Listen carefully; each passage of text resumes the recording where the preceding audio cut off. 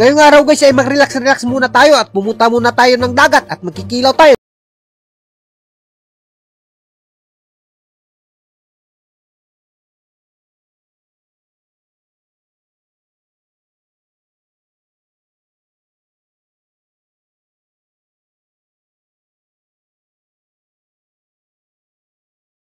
Ngayon nito ay nako mag-PM lang kayo sa akin.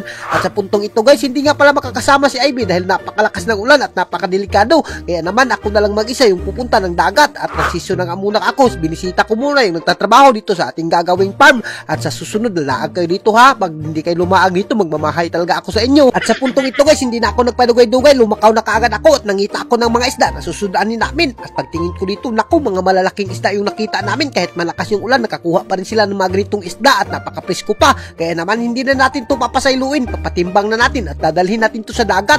Napakagaling naman talaga ng isda na to dahil galing sa dagat at ibabalik namin sa dagat. At as you can see naman guys, dito pa rin tayo babalik sa ating dagat dahil hindi natin to ibabaylo dahil napakasarap talaga dito mag-food trip sa gitna ng mga kabakhawan. At kung nakikita nyo yung bao na nakuha namin guys, napakalaki naman talaga at hindi ka magmamahay dito at for sure na makakabungkag rin to ng bahaw. Alam nyo guys, sa nilakas-lakas ng ulan dito sa amin, naisipan ko pa rin dito mag-food trip dahil talagang sobrang stress na kami sa trabaho. Kaya naman gusto talaga namin makapag-relax dito at magkilaw-kilaw man lang. Pero sana nakasama si Ivy dito dahil talagang napakasarap yung baw at pinakapaborito niya pa naman to kilawin. Kaso lang bawal talaga siya ng kinilaw ngayon na panahon at sa susunod na lang kami magkilaw kapag nakatibog na kami. At as you can see naman yung dagat namin guys, parang nagwawala na. Medyo natatakot na nga ako dito, baka mapalig kami sa hangin. Nako, impas kami dito, baka sa langit na kami mag-food trip kapag lumakas yung bagyo dito sa lugar namin. Pero nako, tiwala lang talaga kami dito. Asara man ang bagyo o kaluyan. At sa puntong ito guys, kinumot-kumot ko na kaagad yung kinilaw dito na napakasarap naman talaga. At hindi ka talaga magmamahay niyan guys, lalo na pag natilawan mo yung bao na isda, ay naku, talagang napakatamis niyan kilawin at talagang hindi ka rin magmamahay dahil kinumot-kumot ko yan, mas lalong tatamis yung ating kinilaw.